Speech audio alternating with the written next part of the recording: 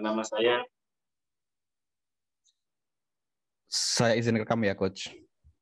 Ya, siap. Ya, nama saya Denanda Dewanto sebenarnya, cuman tadi Mas Heru ada bahas di awal bahwa kalau nama Denanda itu suka ketinggalan N-nya. Jadi ketinggalan N1 jadi Denanda ya, jadi artis atau penyanyi. Jadi saya pakai nama panggung aja Coach Denda biar nggak ketuker gitu.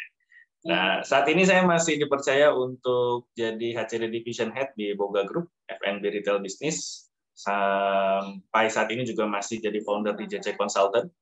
Kemudian mulai Maret lalu dipercaya juga jadi advisor di Ruang Belajar Boga yang menaungi 3 bisnis unit. Kemudian sebelum di sana, saya di Daria Varia dulu. Selama 1 tahun, sebelum Daria Varia ada 6 tahun di Zealandia Indonesia. Sebelum di Zealandia Indonesia, 4 tahun di Pocari Sweat, Amarta Indah Utsuta. Jadi pernah di perusahaan dengan culture Jepang, dengan culture Eropa, dan dengan culture lokal. Nah, di JC Consultant juga punya klien-klien yang culture-nya juga berbeda-beda. Jadi mudah-mudahan bisa memberikan dari berbagai macam perspektif. Sebelum kita mulai materi, kita seru-seruan dulu yuk. Kita seru-seruan dulu. Kita main Kahoot.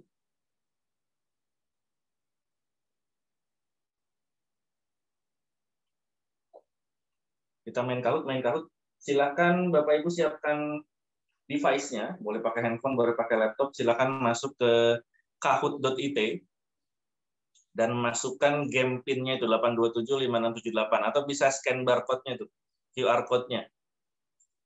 Ada di depan.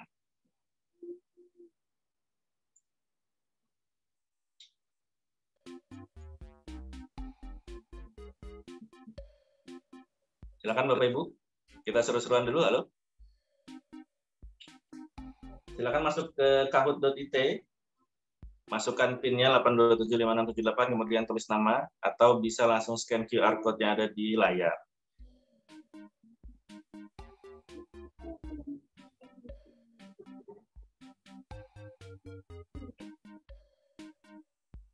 Nanti, ini seru-seruan aja, ada 5 pertanyaan tentang general, bukan tentang materi sebenarnya, tentang general knowledge.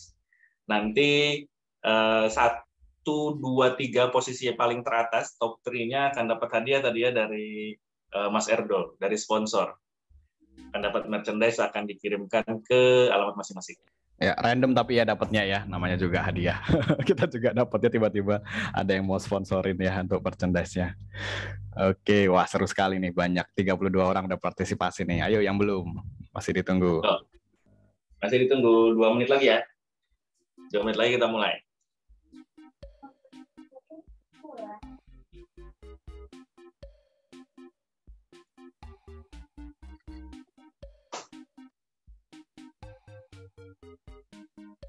Waduh, ada anak Citayam nih Mas Denda.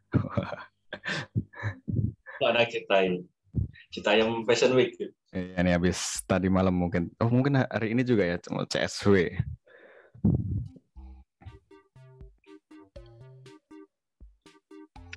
Oke, karena ini bekerja dari rumah, mohon maaf ya ada yang masuk on-frame ikutan. Ada anak saya nih lagi masuk ke kamera. Oke. Mungkin ada juga yang kerja di kantor kah ini? Bisa angkat tangan atau kasih reaction lagi masuk hari Sabtu. Ya biasanya teman-teman juga ada yang di site, ada yang di wah ini ada Mas Arfian gitu kan. Memang beberapa require hari Sabtu masuk gitu ya. Semangat Mas, sambil nyimak ya, sambil belajar. Oke, kita mulai ya. Kita mulai Kahoot-nya. Oh, masih ada yang masuk nih. Oke, 10 detik lagi deh. 10 detik lagi kita mulai ya. Lumayan ya, 3 posisi teratas akan mendapatkan merchandise dari sponsor. Oke, 5, 4, 3, 2, 1, kita mulai. Pertanyaan pertama. Siapa founder dari perusahaan otomotif Tesla? Wah, Pada tahu nggak ya siapa founder dari perusahaan otomotif Tesla? Tidak hanya tahu Mas, harus cepat juga ya Masnya ya untuk masuk podium. Oke, kita lihat jawabannya. Wah, banyakan salah nih. Foundernya bukan Elon Musk ya? Aku juga baru tahu loh ini. Foundernya itu Eric Eberhard sama Mark Tarpenning. Elon Musk itu hanya dia punya sebagian sahamnya saja. Punya sebagian saham. Kemudian sebagian saham, kemudian tahun 2003-2004 dia membeli majority sahamnya, kemudian dia mengangkat dirinya jadi CEO di Tesla. So jadi bukan Elon Musk sebenarnya, gitu ya. Jadi ini diakuisisi gitu ya. Wah, ini ada kaitannya nih sama topik selanjutnya nih Mas kayaknya. Jadi betul. Ini briefing untuk nanti kita masuk ke grupnya Elon bersama SpaceX dan lain-lain ya akhirnya ya. Betul. Oke, ini bridging ya. Bridging untuk nanti kompar. Oke, next. Oh, ini dulu ya. Siapa nih yang pertama? Oh, masih ada cuma satu yang benar nih kayaknya nih, Budinan ya. Oh, waduh. Oke. Hebat. Dan next question ya. Pertanyaan kedua. Tesla memiliki biaya operation yang sangat besar tiap tahunnya. Nah, Tesla ini baru mengalami profit pada Q4 tahun berapa nih? Dari berdiri tahun 2003, dia baru ada profit di kuartal keempat tahun berapa ya?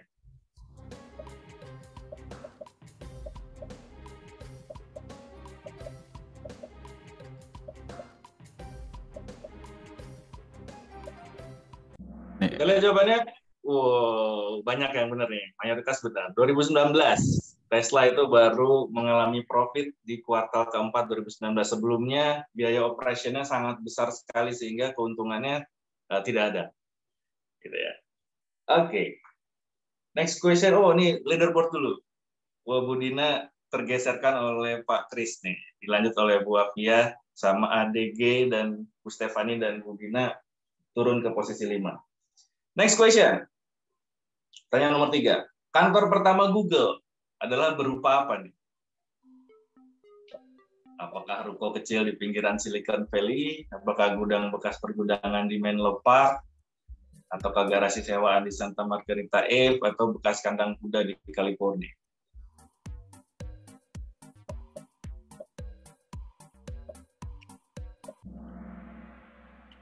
Mantap. Pada tahu semua nih kayaknya nih. Garasi sewaan di Santa Margarita Ave. Jawaban yang benar ya. Tuh, perusahaan sebesar Google memulai karirnya di garasi. Ya. Kita lihat leaderboard.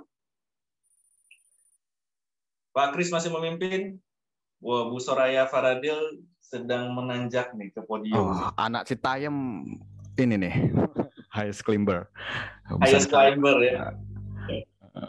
Oke, next question. Pertanyaan keempat dari 5 pertanyaan. Brand yang pertama memperkenalkan coklat sandwich cookies seperti di gambar ini pada tahun 1908 adalah siapa?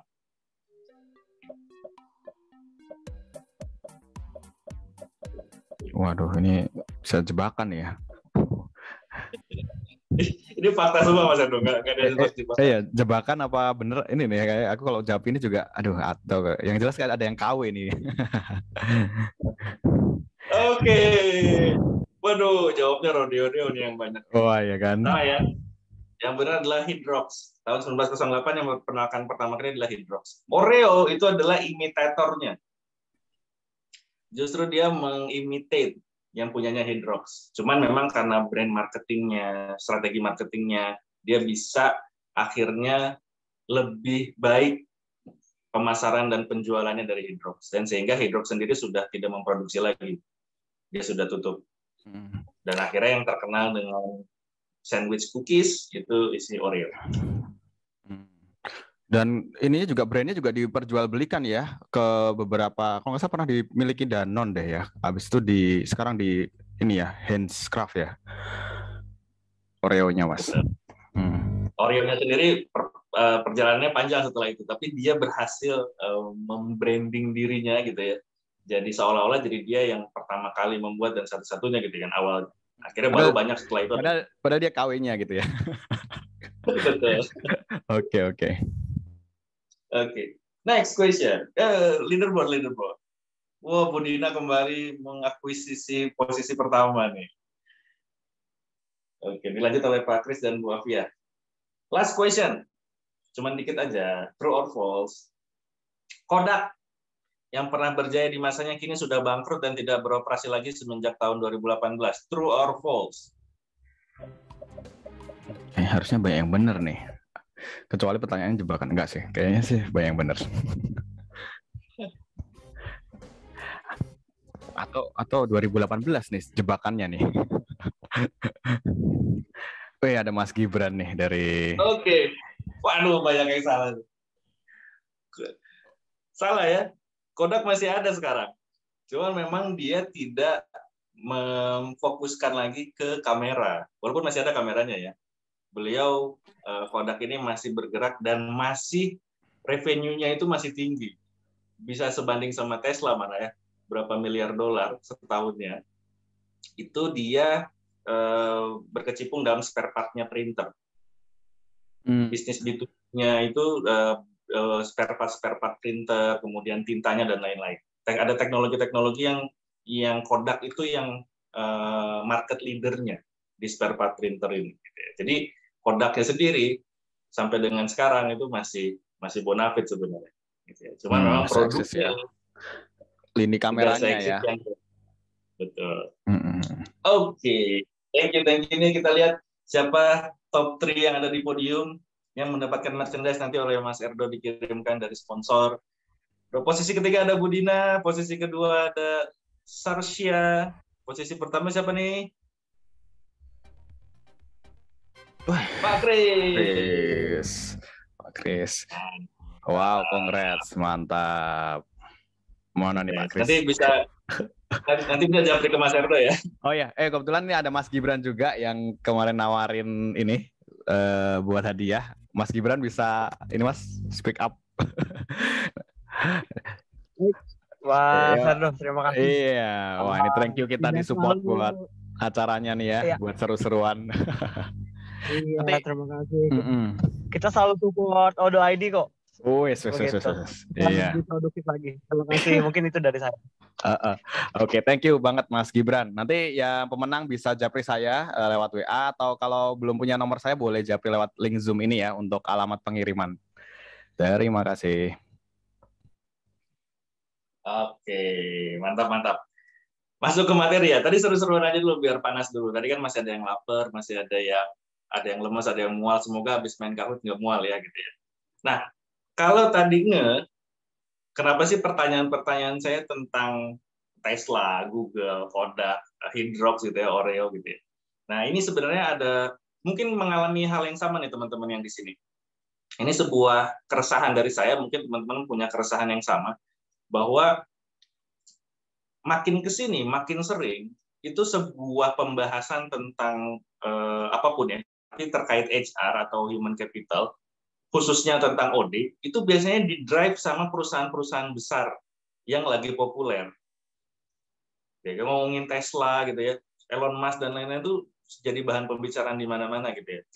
Kalau kita flashback ke belakang, bagaimana kita lihat bagaimana OKR begitu populer pada zamannya gitu ya. Bagaimana Scrum jadi populer pada zamannya, jadi pembahasan di mana-mana. Bagaimana Agile, Sprint, kemudian balance scorecard kalau di sebelumnya gitu ya, ada jadi pembahasan populer di mana-mana. Dan saya ingin mengajak untuk kita sedikit mundur, bukan untuk mundur secara regresif, tapi kita mundur step back untuk melihat secara fundamental dulu sih sebenarnya. Bahwa nggak semua perusahaan itu gitu ya, yang besar-besar itu applicable untuk semua bisnis. Nah, salah satunya memang keresahan yang terjadi adalah ketika saya mungkin teman-teman juga ya ikut tergabung di berbagai community HR group, mulai dari list email, kemudian mulai masuk ke WhatsApp group, kemudian ada di Telegram dan lain-lain ya. Itu ada beberapa grup yang ngomongnya bahasanya tinggi banget. Ada beberapa grup yang pembahasannya basic-basic banget gitu ya. ngomongin tentang padat karya dan lain-lain. Nah, itu sebenarnya tercipta karena tadi ada bias di mana ketika udah di grup yang isinya petinggi-petinggi ini, mungkin ada yang tergabung sama dengan grup saya di salah satu grup ini, isinya tuh orang-orang hebat semua, tapi pembahasannya tuh tentang udah ngomonginnya metaverse, employee well-being gitu ya, ngomonginnya selalu agile, scrum dan lain-lain. Tapi ketika dibahas misalkan bagaimana penerapannya itu di manufacturing, bagaimana penerapannya itu di perusahaan yang padat karya, mereka nggak bisa jawab. Gitu. Nah, balik lagi ke fondasinya. Ini cerita sedikit. Saya kemarin ada di present gitu ya. Ada sebuah perusahaan dari luar, CEO-nya orang luar. Dia punya sebuah aplikasi engagement, employee engagement. Di dalamnya sudah canggih apps-nya, bisa melihat engagement karyawan secara real time. Secara real time, kemudian ada chatting dengan AI-nya, artificial intelligence-nya. Kemudian dia bilang ini bisa dibuat analytics-nya segala macam. Terus karena saya di F&B retail, saya bilang boleh nggak ada benchmark bagaimana penerapannya di F&B retail, restoran. Karena perusahaan kami itu isinya 5.000 karyawan lebih, hampir 6.000 karyawan. Dan 80% karyawannya adalah di outlet, di operasional. Di mana para server, para waiter, gitu ya, para kapten di dalam outlet itu memang harus bekerja dengan shift yang panjang. Kemudian hari libur adalah justru hari kerja mereka yang hektik. Lebaran mereka harus masuk, gitu ya. Kalau di sini ada yang di F&B retail juga ya. Lebaran harus masuk, tanggal merah harus masuk, gitu ya. Hari Minggu harus masuk, liburnya sedikit. Bagaimana penerapannya dengan yang tadi? Konsepnya dia kan jelasin tentang work from anywhere, ada ngomongin tentang hybrid, ngomongin tentang employee mental healthness dan lain-lain. Nah, terus dia bilang, oke, kasih kami waktu, kami akan balik lagi dengan konsep dan benchmarking yang ada, kata dia. Nah, sampai sekarang udah hampir 4 bulanan nggak balik-balik. Gitu. Jadi ini pengalaman pribadi ya. Jadi memang yang mau saya coba aja, kita balik dulu ke fundamental. Apa sih fundamentalnya dari organizational health? Adalah ini sebenarnya. Ini udah sering Mas Erdo sama yang lain bahas ya di ODID ya. Saya nggak akan bahas banyak. Nanti Mas Erdo boleh share lagi di sini, mungkin di chat Mas Erdo untuk PDF-nya buku-buku tentang organization effectiveness. Cuman saya share sedikit reminder bahwa menurut AI HR, Academy to Innovate HR, ini organizational effectiveness itu ada 7 model. Ada goals model, ada internal process model, ada resource based model, ada strategic constituent model, ada stakeholder model, ada competing values model, dan abundance. Apa sih ini gitu ya? Kalau goals model berarti organisasi itu efektif jika gitu ya, jika goals-nya si company itu, visi misinya itu tercapai. Gitu ya. Itu ukurannya. Nah, kalau internal process model, dia nggak lihat outcome. Dia ngelihatnya adalah high quality internal. Ini mungkin beberapa perusahaan yang secara stereotip ya, perusahaan-perusahaan yang menjunjung tinggi proses. Kalau ngomongin perusahaan Jepang gitu ya kan, dia nggak begitu ngomongin result, tetapi prosesnya yang diplototin. Nah, itu internal proses. Kalau resource based model, dia dikatakan efektif kalau dia sudah mengobtain atau memonopoli resource yang paling penting dan tidak bisa diimitasi. Contohnya misalkan Microsoft. Microsoft siapa coba resource-nya dari software-nya yang bisa mengimitasi dan lain-lain. Pemainnya sampai dengan sekarang masih Microsoft.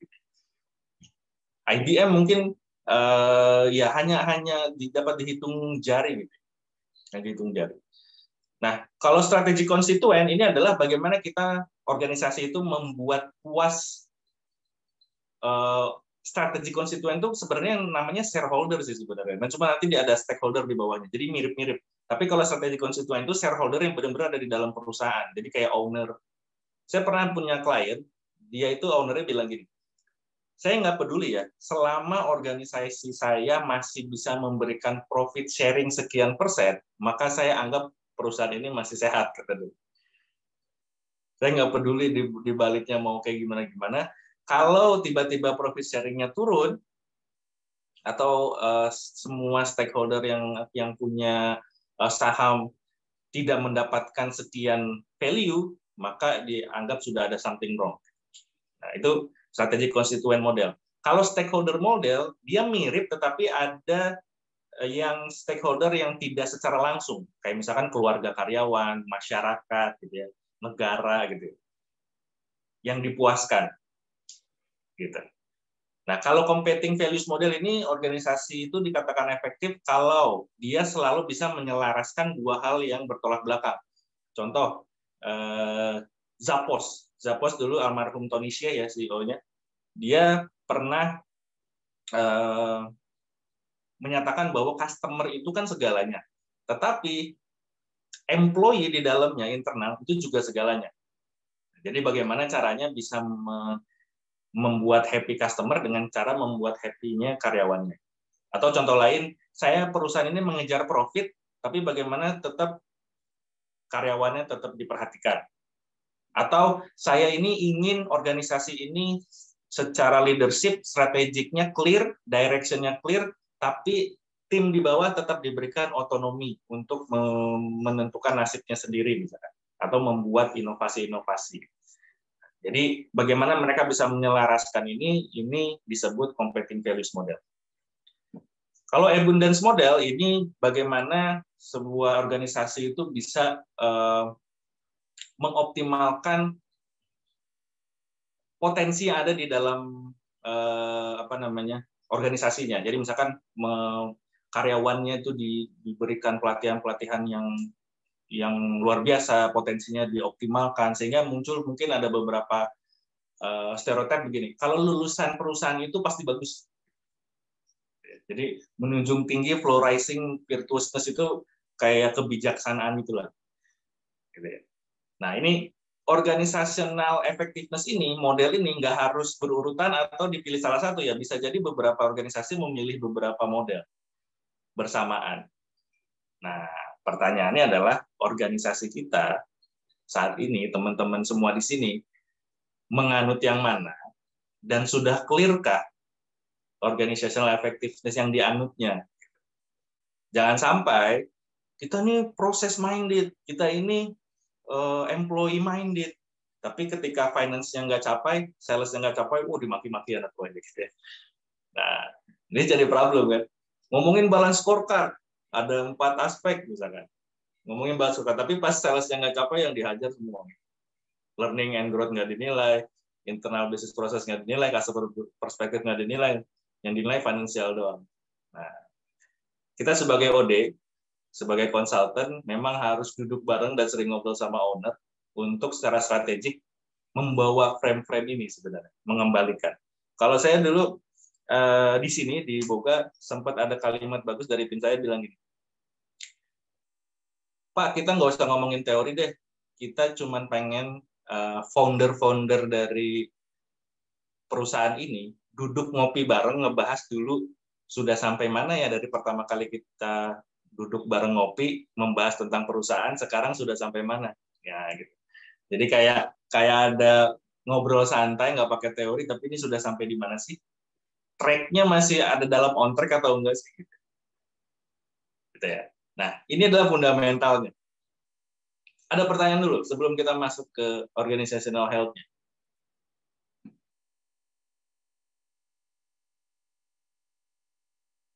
Boleh open mic langsung aja ya. Izin boleh nanya? Silakan Ibu. Ketika kita bicara ada beberapa jenis effectiveness model ini, satu organisasi apakah hanya boleh memilih satu, mana yang utama, atau bisa memilih beberapa? Bu, maaf saya kurang jelas mendengarnya.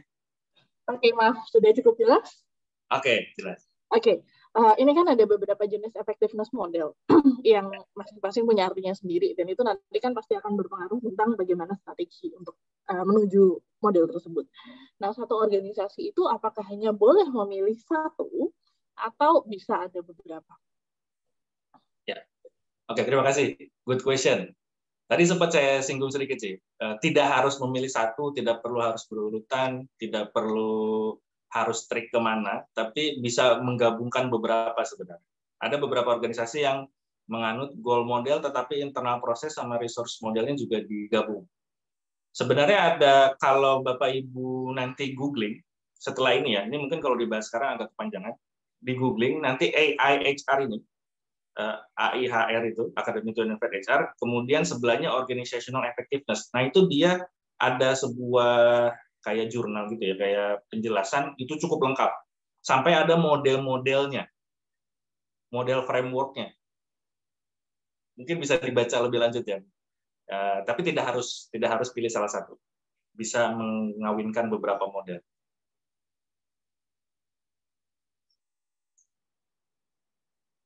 Semoga menjawab. Saya ketik di kolom ini ya, nanti keywords-nya.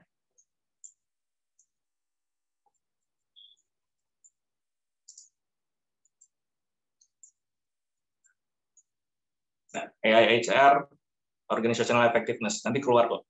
Itu di Google ada. Itu lumayan lengkap. Oke, ada pertanyaan lagi sebelum lanjut?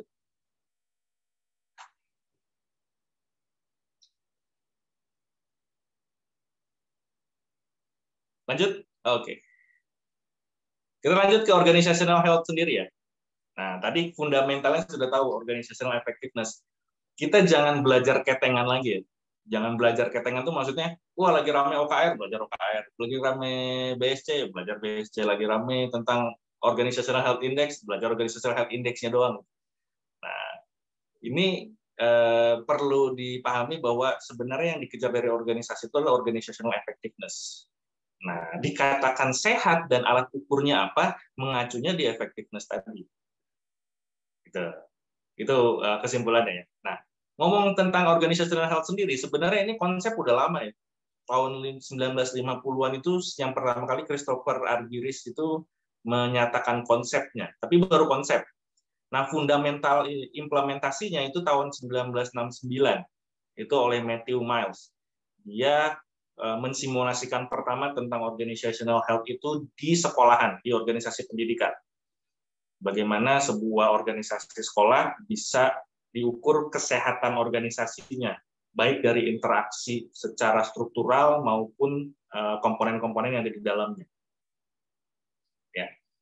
Nah, kemudian 2011 memang Keller and Price mengeluarkan sebuah konsep framework yang cukup terkenal dan dipakai. Kalau nggak salah ini juga dipakai oleh McKinsey ya, di penerapan Organizational Health Index ya. Dia mengeluarkan ada 3 elemen utama, yaitu adalah internal alignment, quality of execution, sama capacity of renewal. Jadi dinilai organisasi itu dikatakan sehat kalau internal strukturnya itu align, dari visi misi, strategic intent sampai ke eksekusi. Kemudian eksekusinya tadi kualitasnya bagus. Jadi nggak cuma align, tapi kualitasnya juga berimpact gitu ya. Kemudian capacity of renewal itu kalau sudah oke, dia bisa adaptasi di strategi dan eksekusinya tadi. Kalau dia sekarang sudah sukses, next-nya gitu ya, next menghadapi pandemi, disrupsi gitu-gitu ya, itu dia bisa secara agile, capacity of renewal. Nah, itu organizational health menurut Keller dan Price. Di dalamnya ada 9 elemen. Ada direction, leadership, dan lain-lain. Ini juga bisa dibaca nanti ya, dari Keller and Price 2011.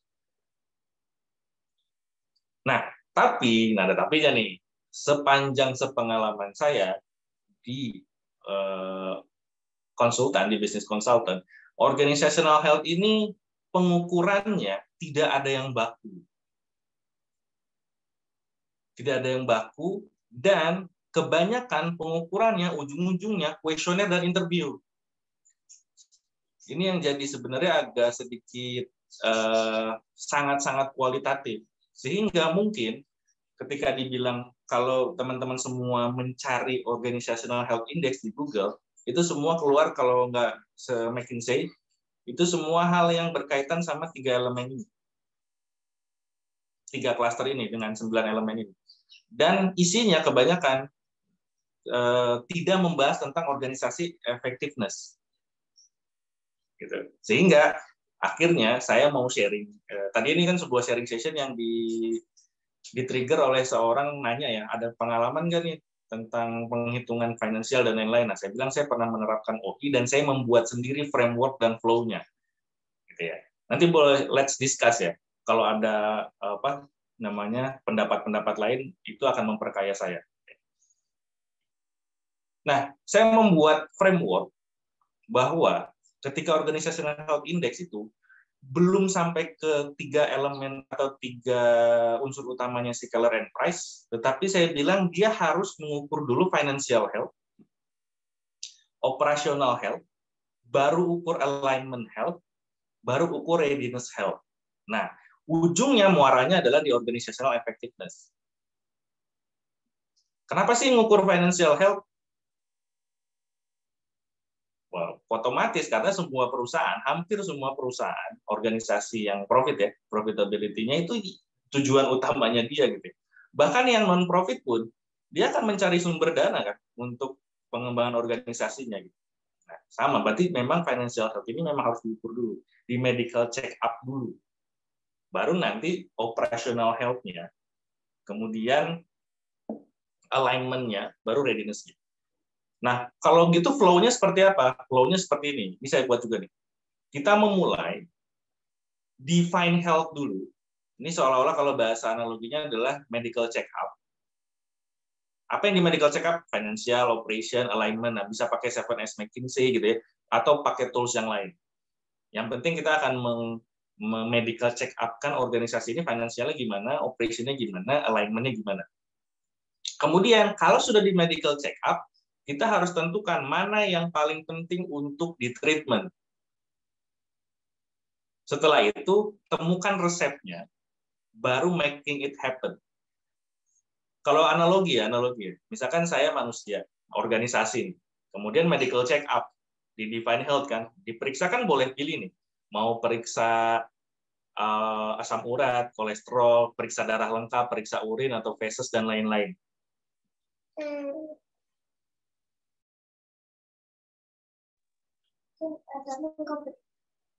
Jadi ketika kita sudah memeriksa darah lengkap, nanti keluar kan hasilnya gimana, trombositnya, leukositnya, asam uratnya, dan lain-lain gitu ya. Nah, kalau sudah keluar, kan nanti ada ambang normal sama ambang tidak normal gitu. Nanti biasanya kalau di hasil medical check-up ada yang di bold tuh, ditebel-tebelin. Nah, kita harus deciding what matter the most. Jangan sampai kita selalu ngambil treatment-treatment yang lagi populer. Contoh, Define Health. Kita lagi medical check-up-nya yang keluar asam urat. Yang lagi populer, lagi obatnya adalah obat untuk vitamin tenggorokan misalkan. Nah, kita pakai aja vitamin tenggorokan, biar organisasi kita sehat. Padahal kita lagi masalahnya adalah asam urat. Gitu. Semoga analoginya masuk ya. Jadi kadang yang lagi populer itu bukan treatment yang tepat untuk dari kondisi kesehatannya organisasi kita sebenarnya. Nah, dari ketika sudah medical check-up-nya selesai, kita sudah tentukan apa nih yang paling penting untuk kita treatment duluan, temukan resepnya. Nah, temukan resepnya ini bisa buat action plan, bisa belajar dari suksesnya orang, atau suksesnya orang terdahulu, atau dari kegagalan juga ya. Kalau kayak gini gagal, berarti kita bisa ambil hikmahnya apa. Kemudian, making it happen. Isinya apa? Dari leadership, kebijakan, aturan, dan lain-lain. Sampai sini dulu ada pertanyaan? Diskusi ya? Atau ada yang ingin memberi masukan? Pengalaman dari pribadi. Lanjut dulu. Lanjut? Oke. Siap. Oke. Kalau gitu kita lanjut ke step flow yang pertama ya, Define Health. Nah, saya membagi Define Health ini tadi jadi 3 ya. Yang pertama itu adalah financial check-up, yang kedua operation check-up, yang ketiga ada alignment check-up. Yang readiness check-up saya kesampingkan dulu. Karena ini readiness check-up itu biasanya kalau ini 3 sudah selesai, baru kita lakukan readiness check-up untuk future. Prediction ke depannya organisasi akan menghadapi apa, siap atau enggak. Gitu ya. Nah, ini 3 ini dulu. Masuk ke yang pertama, financial check-up. Financial check-up itu adalah bagaimana kita melihat organisasi ini secara finansial, kesehatannya itu seperti apa. Ada berbagai macam. kalau saran saya dari tim OD, kalau di sini teman-teman semua dari tim OD adalah nongkrong bareng finance director-nya. Ini jarang banget. Mungkin terlihat remeh tapi jarang banget dilakukan ya. Orang OD itu memang harus ngobrol sama top manajemen terus. Tanya-tanya, ngobrol bareng, tukar pikiran dan lain-lain. Karena kebanyakan mereka memang memikirkan kan hanya divisinya aja. Nah, secara alignment terhadap orang di seluruh organisasi itu memang OD ini sebagai facilitator. Nah, nongkronglah sama finance director-nya, tanya organisasi yang sehat itu secara finance itu seperti apa sih? Nah, ada beberapa banyak pendekatan nih dari accounting equation. Ini kayak berapa sih utang dan lain-lain, liabilities aset ditambah owner's equity gitu ya. Berapa likuiditas asetnya, berapa nanti resiko aktuaria dan lain-lain ya. Ini boleh. Saya pribadi nggak begitu ngerti nih, nggak begitu paham tentang finansial. Tetapi ketika kita ngobrol sama finance director, kita akan dapat perspektif bahwa organisasi ini sedang sehat atau enggak sih. Ada beberapa dari income statement, dari cash flow gitu ya. Ada juga dari financial ratio analysis. Nah, yang saya coba kasih contoh dan bahas dari pengalaman saya adalah yang nomor 4 ini ya, financial ratio analysis. Financial ratio analysis biasanya dia membuat sebuah financial statement dikaitkan dengan keorganisasian. Contohnya gross profit margin versus banyaknya headcount full-time employee gitu ya. Atau net profit margin dibandingkan dengan jumlah total headcount sales. Atau net profit margin dibandingkan dengan total labor cost secara total. Oke. Terus yang benar yang mana? Tidak ada yang benar tadi ya. Tidak ada kata benar absolut dalam bisnis. Silahkan tentukan dari organisasinya teman-teman semua di sini, diskusikan dengan top management yang dikatakan finansial yang sehat itu seperti apa. Karena saya sampai dengan sekarang juga cari keluar, tidak ada rasio yang baku, bahwa rasio 2%, 3%, 10% itu yang dikatakan organisasi itu sehat atau enggak sehat. Gitu ya. Nah, silakan tetapkan dengan top manajemennya masing-masing. Gitu ya. Nah, ini dengan sekian banyak contoh kayak gross profit margin, net profit margin, coverage ratio, quick ratio, debt to equity ratio, total asset turnover, dan lain-lain. Ada return of equity, ada return on sales, ada ROS gitu ya. Teman-teman boleh gunakan itu sebagai dasar. Saya coba share untuk file Excel-nya. Ini yang saya buat waktu di perusahaan saya sebelumnya. Dua perusahaan saya sebelumnya. Kelihatan atau kurang besar? Saya zoom.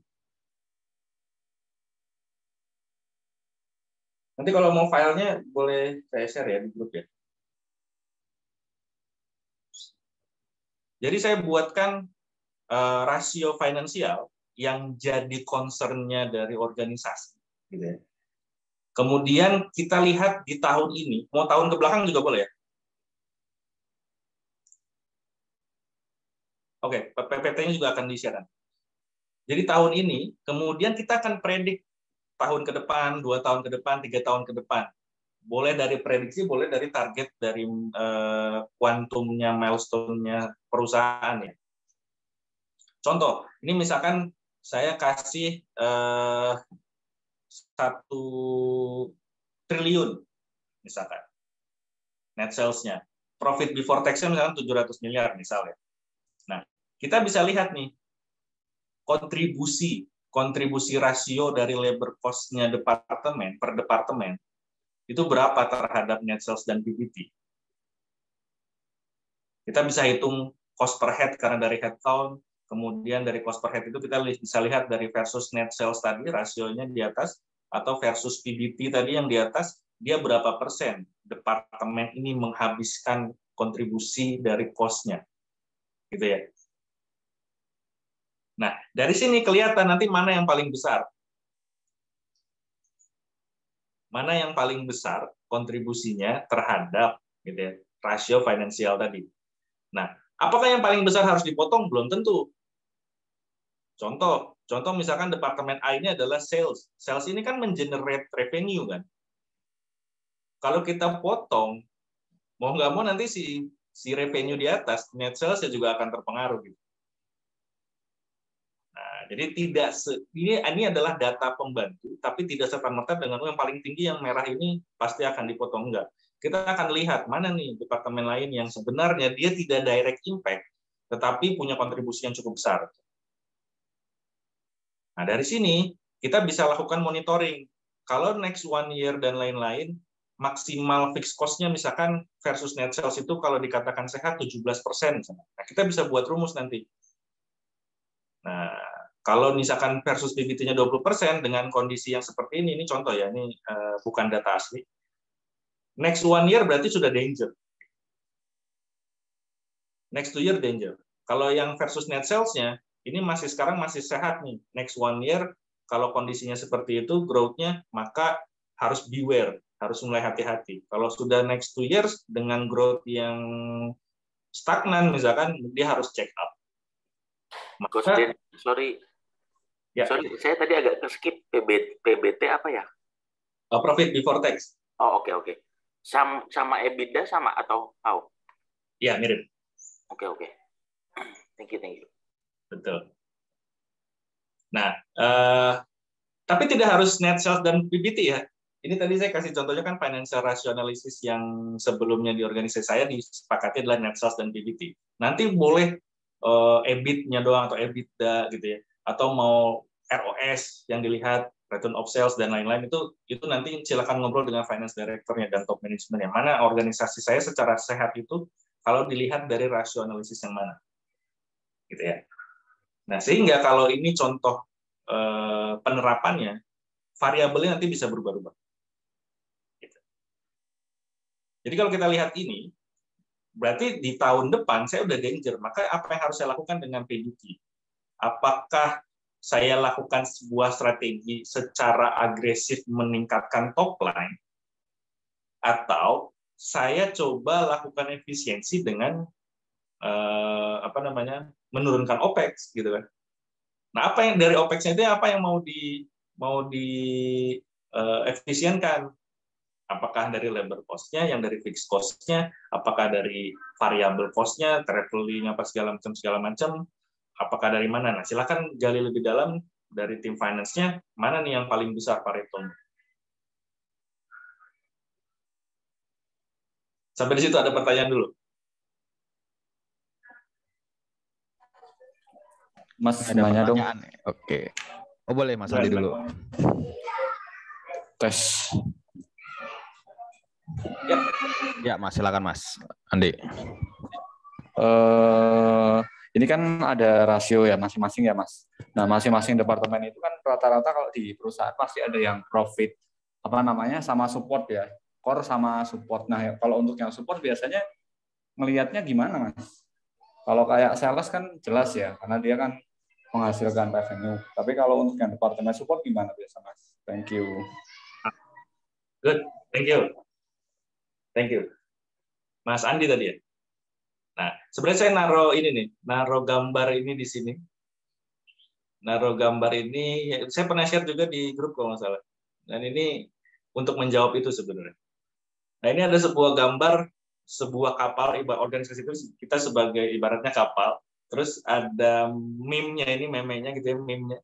I don't get it, after all the budget cuts to the streamline to workforce, why aren't we moving faster? Nah, OHI ini, Organization Health Index Financial Analysis ini, check up ini, tidak bisa berdiri sendiri.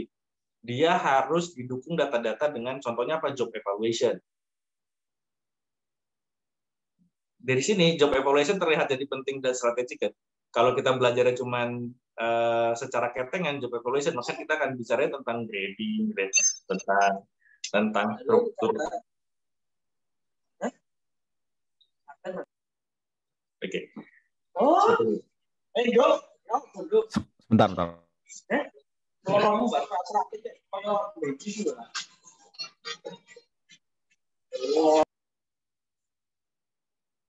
Oke. Terima kasih Mas Hendra. Ya. Jadi kalau kita bicara tentang job evaluation, kalau kita bicara belajar tentang ketengan, ngomongnya tentang grading gitu ya, tentang score high point, tentang Mercer 5 aspek gitu ya. Ngomongin nanti ujungnya ke scale, market salary survey dan lain-lain. Tapi sebenarnya job evaluation itu punya peran penting juga di sini. Nah, ketika ngomongin tentang support, nah support yang core function itu yang mana? Jabatan-jabatan apa itu nanti kita bisa define. Jadi nggak selamanya sales, kalau di departemen sales, nggak semua departemen sales itu mengenerate profit kan sebenarnya. Pasti di dalam departemen sales juga ada supportnya juga sebenarnya. Gitu. Nah, ini yang memang harus dikawinkan datanya. Nah, dari job evaluation kita bisa lihat mana sih sebenarnya core position yang dibutuhkan, mana yang tidak dibutuhkan. Nah, contohnya yang di pengalaman saya di organisasi sebelumnya adalah akhirnya kami menentukan mana posisi-posisi yang sebenarnya tidak dibutuhkan oleh organisasi secara urgent.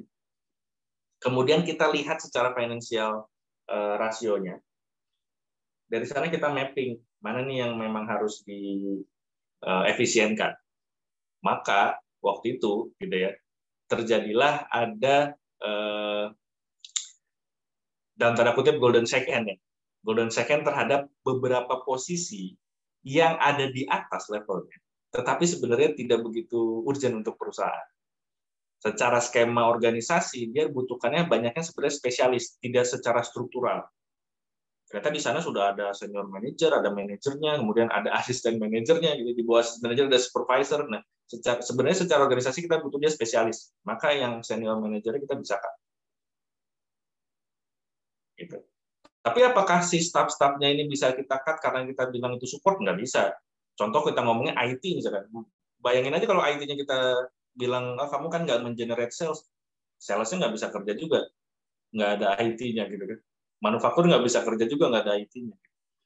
Nah, jadi posisi support dan sales ini tidak bisa dibagi duanya hanya sales dan support, tetapi dari dua-dua ini mana yang core posisinya penting untuk organisasi kebutuhannya saat ini atau enggak.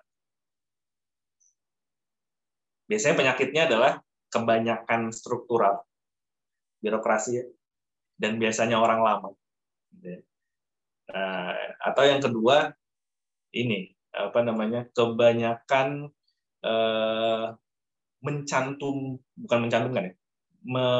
terlalu tinggi menerapkan scale. Padahal di luaran mungkin masih dalam posisi bobot yang high point yang sama, karena dia orang yang berprestasi dalam kurun waktu sebelum-sebelumnya, dia dinaikin gitu. Jadi kayak terlalu kita overpaid lah. Semoga menjawab Mas Andi. Jadi memang financial ratio-nya harus dikawinkan datanya dengan job evaluation.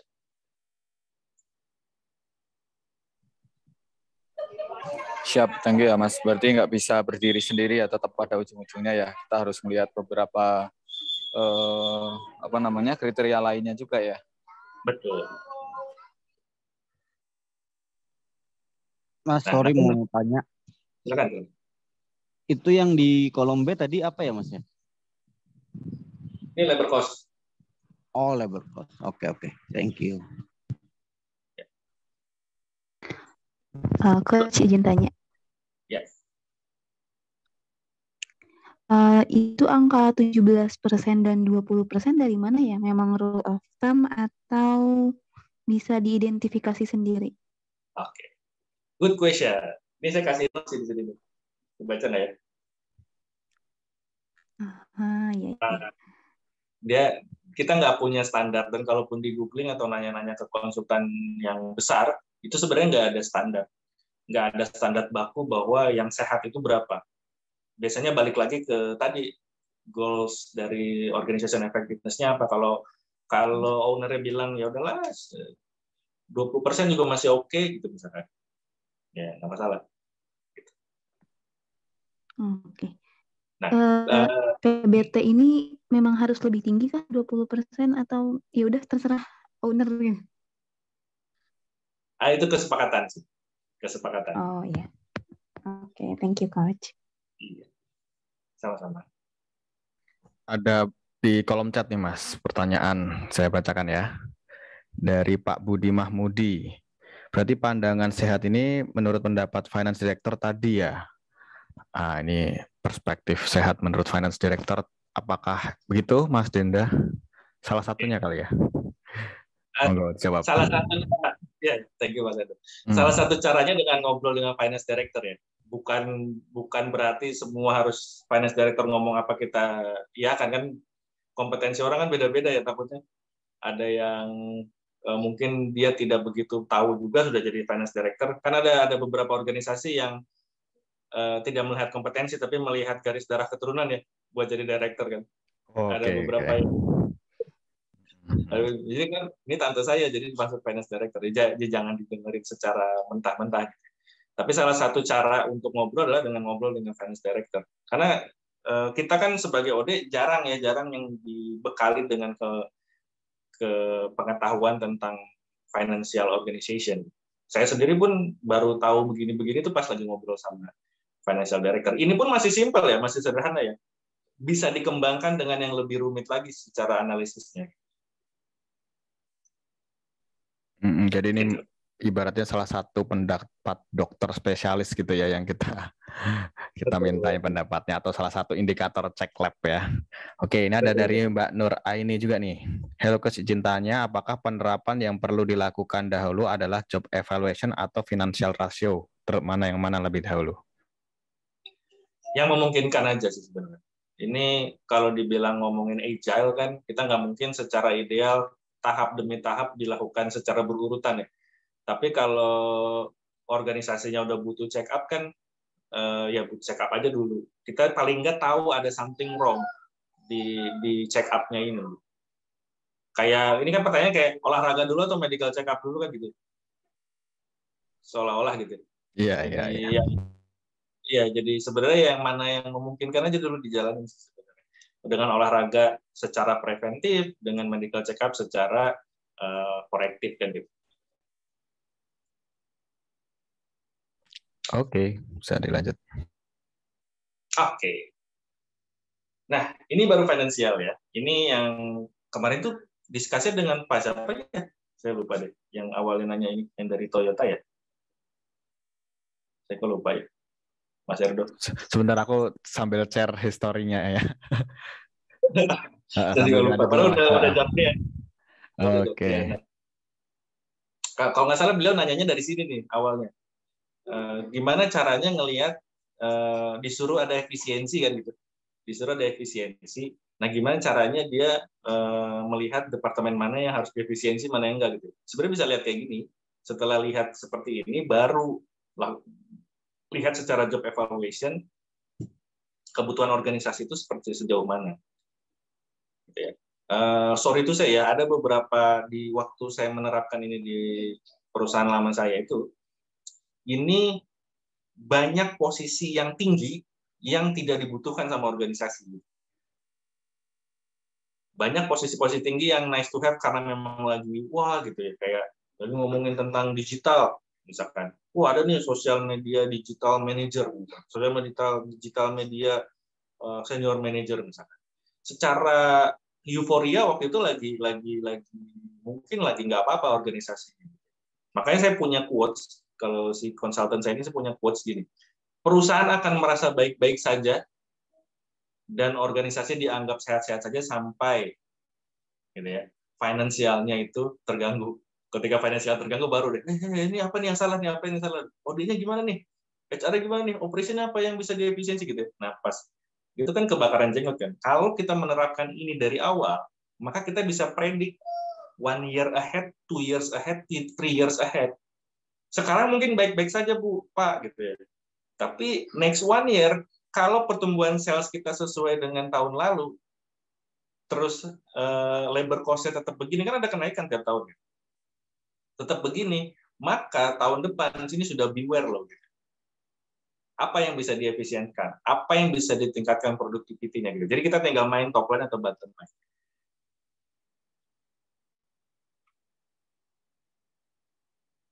Nah, itu Pak Budi tuh kayak betul banget, after keuangan terganggu maka dikorek-korek masalah OD. Pas keuangannya masih baik-baik saja, salesnya masih baik-baik aja kan kayak nggak ada apa-apa ya. Gitu ya. Nah, OD itu ya. Yang tadi yang nanya yang start topik OHI itu yang diskusinya hot Mas Aldo ya dari Temin ya. Mas Aldo Mardika. Mungkin ada di sini juga nih Mas Aldo nih, kalau nggak salah ya. Iya ada.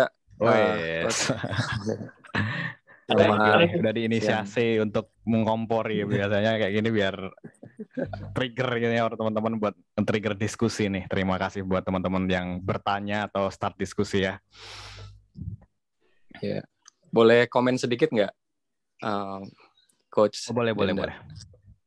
Ya, terima kasih ya. Ini mencerahkan. Jadi memang tadi yang disampaikan sama Coach itu kita sudah lakukan ya. Kita melakukan seperti financial check seperti ini. Kemudian kita juga punya target ROS.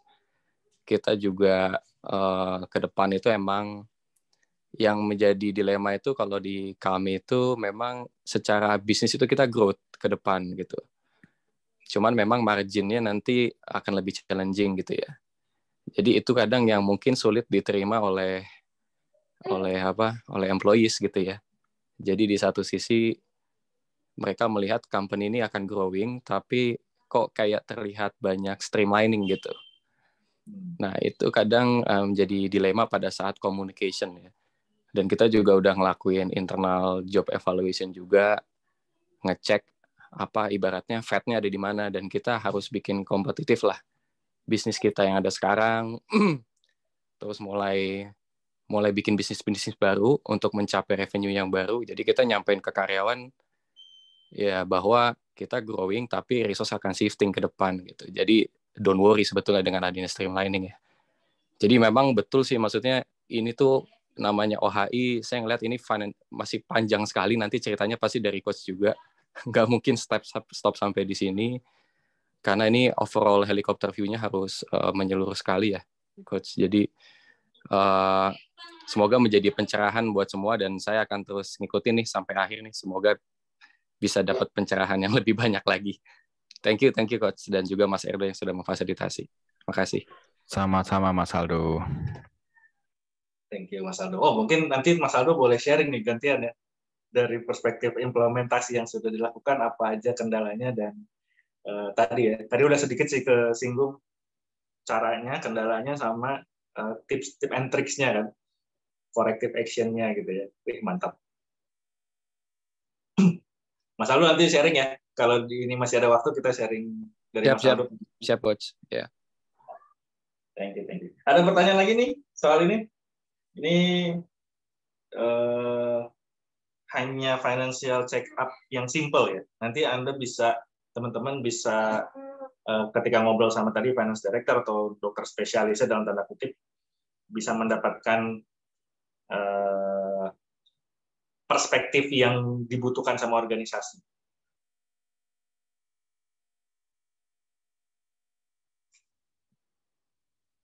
Lanjut dulu? Siap Mas, lanjut Mas. Oke, kita lanjut ke, tadi sudah financial analysis, sekarang kita ke operations check up. Operations check up berarti yang di check up kesehatannya adalah dari sisi operasional. Nah, yang biasanya dilakukan sih sebenarnya adalah dengan Porter's Generic Value Chain sih kita review. Dari mulai support activities, tadi kan ada dibahas tuh support sama generate profit ya. Dari support sampai margin tuh dari kiri sampai kanan. Nah, di tengahnya itu kan ada proses. Gitu ya. Tadi kalau dibagi dua aja kan cuma support sama yang generate margin gitu. Nah, ini harusnya ketika kita ngomongin Porter Generic Value Chain ini, itu dari support sampai ke margin, di tengahnya tuh ada proses. Nah, prosesnya ini yang dikatakan biasanya dengan operations atau operasional. Nah, bagaimana caranya gitu kan mengecek operasional? Banyak. Kalau belajar tentang IPSCM itu ya, internasional tentang supply chain, kemudian bicara tentang Lean Six Sigma gitu ya, bicara tentang operational excellence, itu banyak hal yang bisa dilakukan. Tapi yang mungkin saya bisa share dari pengalaman yang saya lakukan adalah dengan menggunakan Tim Woods, yaitu waste analysis. Di mana kita bisa lihat banyak nggak sih penyakit-penyakit yang ada di operasional terkait dengan waste ini. Nah, waste-nya ini ada 7 sebenarnya, tapi ada yang terbaru ditambahin yang terakhir S. Makanya Tim Woods-nya itu S-nya di dalam kurung, ada tambahan. teori awalnya Teamwood 7, tapi ada S tambahan yaitu skills. Jadi dari segi transportasi, dari sebuah proses, bisnis proses yang ini misalkan, ada transportasi yang tidak value added atau enggak. Ada moving item atau pergerakan transportasi barang yang tidak value added atau enggak. Kemudian untuk yang I adalah inventory. Jadi dari item atau information ada nggak yang ketahan gitu ya? Bertahan di gudang, informasinya tertahan di sebuah bisnis proses, lama nggak terdistribusi gitu ya. Nah kalau motion ini pergerakan. Misalkan dari saya di sini, saya harus mau ngambil barang yang A, saya harus lewatin mana dulu, muter jalannya. Itu motion. Ada waste di sana. Kalau kemarin saya lagi melakukan ini di dapur, jadi kami punya cloud kitchen, dapur-dapur yang memfasilitasi untuk beberapa brand. Jadi satu dapur beberapa brand kita produksi untuk delivery online gitu ya. Nah, itu konsepnya namanya cloud kitchen. Nah, kita lihat apakah ada layout yang membuat motion ini jadi waste. Saya chef-nya lagi ngerjain ini, mau ngambil barang dia harus muter dulu gitu. Nah, hilang berapa detik aja itu kalau dikalikan berapa hari, jadi setahun itu dia bisa berapa jam gitu ya. Nah, itu yang bisa dimaksimalkan. Atau waiting, menunggu gitu ya. Menunggu ada satu bisnis proses, dia harus nunggu yang ini selesai dulu, baru dia bisa kerjain gitu. Nah, sedangkan di sininya lama. Nah, ini juga sebuah bisnis proses yang bisa dia maksimalkan nantinya. Waiting ini harus di-cut gitu. Jadi waste. Nah, ada yang over processing. Dimintanya 5, dibikinnya 200 misalkan. Waduh, over banget ya. Jadi tidak kalau over processing di over misalkan speknya adalah warnanya hitam, tingginya segini. Terus akhirnya di over processing warnanya hitam, tingginya segini, ditambahin ornamen-ornamen, dipilok lagi gitu, di furnish lagi dan lain-lain. Itu over processing. Kalau over production itu yang tadi mintanya 5, diproduksinya 200 misalkan. Gitu. Jadi terlalu banyak dibandingkan dengan kebutuhan. Nah, kalau defects ini mistake atau error. Kalau di manufacturing ada reject gitu ya, ada kesalahan. Kalau di office juga ada kayak contoh kecil yang sering kita lakukan di support, ngeprint terus salah pakai kop surat misalnya. Nah, itu kan ada defect gitu ya, mistake. Makanya ada beberapa hal yang bisa kita optimalisasi. Contohnya waktu di Pocari Sweat kami buat printing itu tidak langsung ngeprint. Kita pakai ID card, terus kita printing secara digital dulu. Setelah oke, baru kita print secara hard copy. Nah, terus yang terakhir adalah skills. Skills ini tambahan. Ini adalah waste kalau misalkan kita hire orang yang kompeten, yang skillnya tinggi, spesifikasinya tinggi, tapi gitu ya, tapi nggak kita pakai. Jadi contohnya kita nge-hire orang S2 Harvard, dia pengalaman 10 tahun di bisnis di OD misalkan. Nah, terus pas masuk ke perusahaan kita suruh ngerjainnya ini ya, input administrasi ke HRIS. Nah, itu berarti waste dalam segi skills.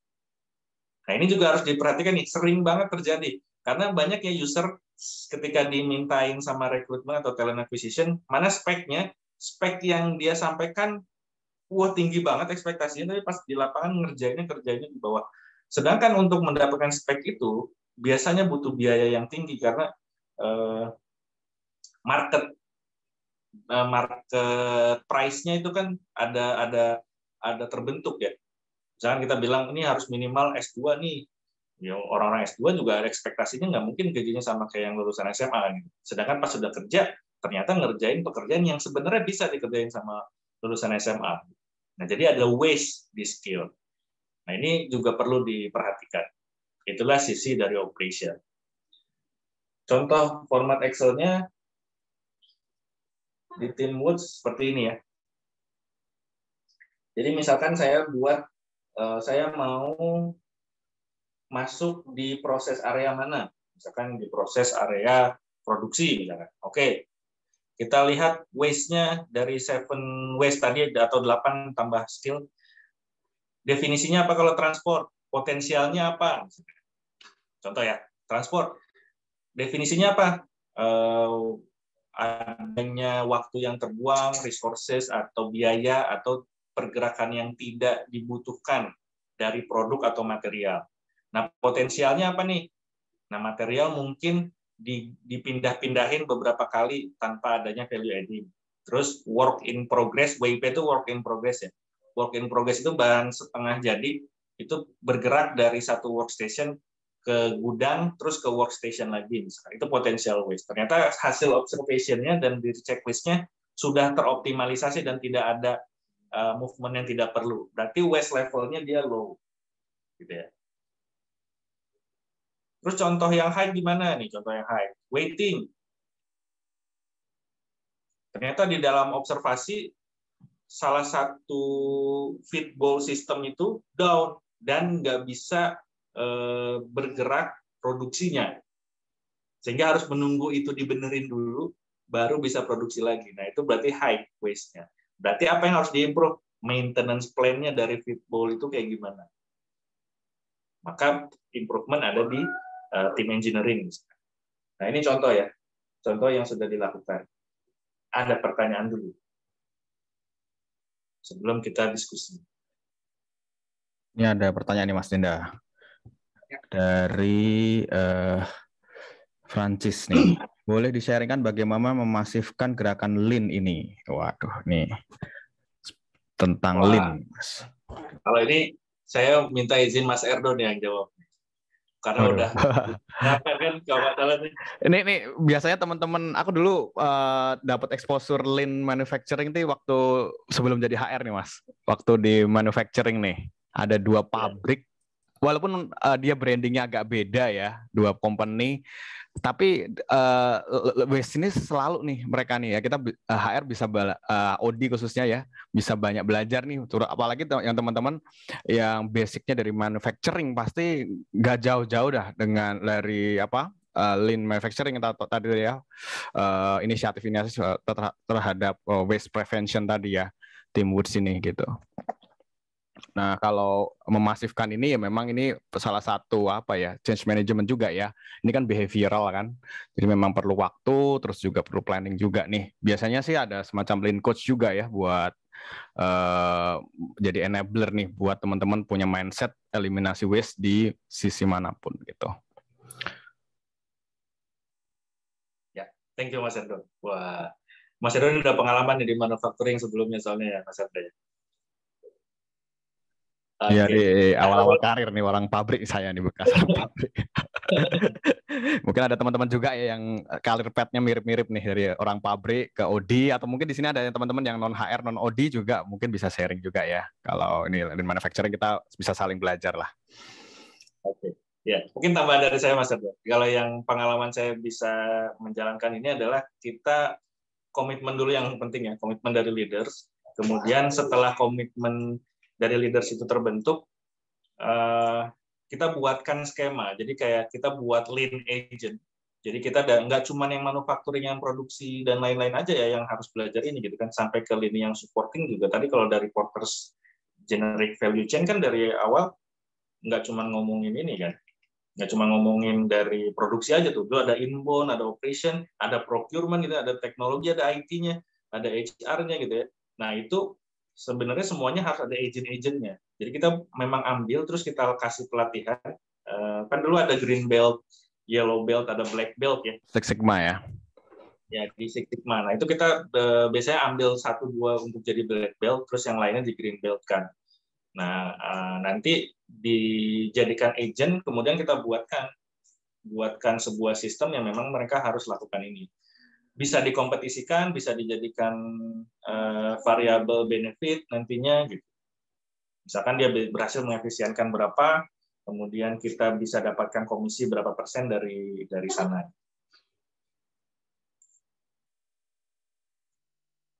Oke, ini ada pertanyaan lagi Mas Dinda tentang waste nih. Define waste level tersebut, adakah keyword yang membedakan level medium dan high level? Ya, Setahu saya di Lean Six Sigma diajarin.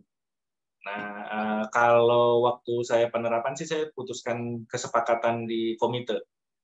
Dikatakan high itu kalau dia resikonya misalkan waste-nya sampai dengan menimbulkan impact apa gitu. Kita kalau kami sih kesepakatan dibuatin dulu parameter kayak dulu kalau di sini ada rekan-rekan di manufaktur kan ada kalau GMP, ada food safety, nanti kan kita bisa ada resiko tuh, food risk. Nah, food safety risk. Nah, di risk itu kan dia ada high, medium, low juga tuh. Ada yang secara kodeks, secara bakunya dari internasional standarnya, ada juga yang dari kesepakatan resikonya organisasi. Misalkan resikonya adalah kalau kita tidak lakukan ini, karyawan bisa demo atau masyarakat bisa demo. Nah, itu kalau masyarakat demo itu impact-nya terhadap apa ke organisasi apa, nah itu masuk ke high atau low atau medium. Nah, nanti kalau mau ditanya ini secara manufacturing bisa belajar sama yang sudah Six Sigma, sudah black belt atau green belt minimal. Kalau ditanyanya saya waktu itu adalah kesepakatan komite. Dikawinkan dengan yang ada kodeksnya, yang udah ada standarnya. Kayak GMP kan udah ada standarnya, halal kan udah ada standarnya. Gitu. Semoga menjawab. Hai Coach, izin nanya. Ini kalau di perusahaan saya sendiri, itu kita ada risk control assessment, RCSA ya, self assessment gitu. Nah, jujur kita bukan manufacturer, jadi ini di banking. Nah, ini apakah bisa juga digunakan untuk operation health ini? Thank you, Coach. Bisa banget. Nah, Timuts ini sebenarnya si Sigma ini nggak harus manufaktur ya. Nah, tadi saya bilang di support aja banyak banget contoh-contoh kecil kayak tadi saya ngeprint salah gitu kan. Ada movement secara layout jadi motionnya berkurang, ada yang berimpact ke kesehatan gitu ya. Ada yang berimpact ya kan kalau di improvement itu ada QCDSM ya. Ada yang terkait sama quality, ada yang terkait sama cost, kayaknya itu cost, D-nya itu delivery, S-nya itu safety, M-nya moral. Nah, ada nggak yang value added-nya ini mempengaruhi si QCDSM ini? Gitu. Pasti ada. Kalau misalkan di banking misalkan ya, dulu kan mungkin kalau di frontliners-nya layout-nya seperti itu, terus bukanya jam berapa, terus sistem ngambil nomornya bagaimana, nggak diperhatikan, nggak ada improvement, pasti akan menyebabkan antrian panjang, gitu. Ada waiting di sana, gitu.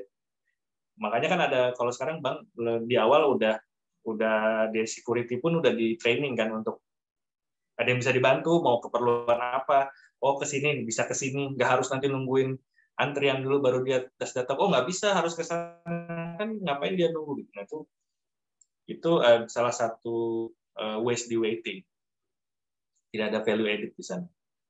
Jadi bisa banget kalau pertanyaannya bisa nggak di perusahaan selain manufacturing bisa. Tinggal panggil nanti coach-nya aja. Jadi ada lean coach ya. Saya bukan lean coach. Nanti panggil aja yang sudah certified lean coach, minta di coaching aja di bisnis prosesnya atau di industrinya masing-masing terkait ini. Semoga menjawab. Ya. Oke. Lanjut, Coach. Oke. Ini udah tinggal slide terakhir nih, dua slide terakhir. Nah, yang slide terakhir nggak akan banyak penjelasan sebenarnya. Ini adalah alignment check up. Kalau finansial sudah oke, sudah di check up dan sudah tahu kondisinya, kemudian secara operation sudah di check up dan tahu kondisinya, yang berikutnya adalah alignment check up sebenarnya. Ini nggak kalah penting. Alignment check up itu adalah biasanya salah satu toolset adalah dengan 7S-nya McKinsey. Sebenarnya secara strategi, share values, dan S yang lainnya, ada 7 ya, ini ada di depan, tinggal dibaca aja. Itu sudah align, saling mendukung atau belum. Bagaimana skor dari alignment ke 7 hal ini gitu ya. Jangan-jangan strategi kita mau begini nih, mau ekspansi, tetapi sistem yang ada belum mendukung. Atau sistem sudah ada, sudah mendukung, tapi secara staff kurang, gitu kan? Manpower-nya kurang. Atau secara staff sudah mendukung, tapi skill-nya nggak mumpuni, misalnya. Atau skill sudah mumpuni, tapi leadership style-nya tidak cocok, misalnya. Nah, ini yang harus di-align-kan. Gimana cara align-nya? Adalah salah satunya dengan 7X McKinsey ini. Ini saya buatin formatnya, tapi kalau mau ngukur, saya nggak punya alat ukurnya. Silahkan hubungi konsultan yang terkait ya, karena ini terkait juga sama apa namanya copyright dan apa namanya kode etik bisnis ya. Jadi kalau mau ngukurnya gimana, skornya jadinya seperti apa, tingkat indeks ke-alignment-nya itu secara 7X itu seperti apa, silakan hubungi McKinsey. Waduh. Ya, tapi ini saya buat untuk, ya betul, hak kekayaan intelektual. Nah, ini tapi saya buat ringkasannya. Gitu ya. Ringkasannya untuk kayak contohnya dia secara sistem dengan struktur dia seperti apa sih? Apakah struktur organisasi yang ada mendukung sistem modern? Misalkan struktur organisasi XYZ adalah line and staff. Hal ini cukup selaras dengan sistem. Gitu ya. Kan ada yang lagi populer kayak yang Mas Erdo pernah sharing tuh, autonomous decentralization ya, Mas Erdo ya? Ya, decentralized autonomous organization ya, DAO. Ya, DAO. Nah, sebelumnya kan ada lagi tuh yang lingkaran, circle, yang agile banget, yang tidak ada struktur line and staff. Holakrasi ya. Nah, itu secara struktur, tetapi sistemnya misalkan approval tetap harus ada di beberapa step, misalkan. Ya kan percuma sih strukturnya jadi begitu kan. Nangkep ya? Struktur dibuat agile kayak keren nih, kayak di Google gitu ya. Tapi pas sistem approval harus birokrasi, ya gimana gitu kan. Jadinya nggak align. Gitu. Atau dibilang kita agile, tidak ada, kita matrix pakainya, nggak harus ada line and staff secara birokrasi langsung, tapi staffnya cuma satu ya, namanya single contributor gitu.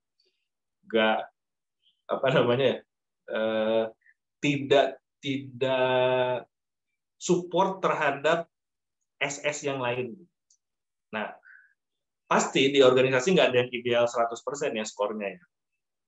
Pasti ada yang ini, cuman memang kita harus tahu di mana yang jomplang sih itu sih. Nanti kalau nggak salah kalau sama McKinsey dia ada ini, ada kayak grafiknya ya, analytics-nya mana yang paling tidak align, dan itu nanti treatment-nya mau apa. Seperti itu. Semoga bisa terap. Ada pertanyaan. Ini ada pertanyaan. Ini ada, saya bacain ya, dari Pak Tony nih. Izin tanya lagi, seandainya untuk scoring kita define sendiri dengan cara membentuk semacam komisi untuk menentukan score threshold, apakah dimungkinkan atau termasuk tidak etis? Kalau menyebutnya dengan 7S terus dipakai dan diakui sebagai 7S tidak etis. Tapi kalau mau pakai cara sendiri, buat norma dan parameter sendiri nggak ada masalah sebenarnya. Tapi kalau mau pakai 7S ya harus ke McKinsey. Tambah satu gitu, coach denda spiritual misalnya gitu ya. Boleh. Boleh. Oh, nggak boleh juga. Nggak boleh. Oke. Biasanya sih diganti sih namanya, kayak ini bukan ngajarin nggak benar ya, cuman maksudnya beberapa konsultan biasanya gitu kan, ngambil dari kayak assessment aja deh, kayak assessment psikotes gitu ya, psychological assessment. Itu ada yang ngambil, saya ngelihat ini soal-soalnya kayak mirip banget sama Holland, PPS gitu ya. Tapi pas dia ganti dengan aspeknya yang lain, ya seolah-olah dia tidak mengadap itu gitu jadinya. Nah, itu kan sebenarnya secara profesional kita bisa lihat ini sebenarnya ini nih cuma ditambah-tambahin dikit tapi diganti namanya. Itu kan tapi dia keluar dari copyright tadi sih, hak kekayaan intelektual tadi. Kayak 7 Habits Stephen Covey kan nggak boleh kita bikin itu kasih training tuh. Karena itu yang license kan cuma Dunamis ya kalau salah di sini. Ya. Kita nggak boleh ngasih training tuh 7 Habits keluar. Itu nggak boleh. Tapi kalau dibilang 4 kebiasaan yang baik versi Mas Erdo. Nah, habitnya dirubah-rubah tuh namanya, terus walaupun mirip-mirip, nah itu masih mungkin bisa terhindar. Jadi saran saya kalau mau pakai jangan 7S bilang, jangan McKinsey atau ininya teorinya secara struktur kan yang sudah didaftarkan di kekayaan intelektual.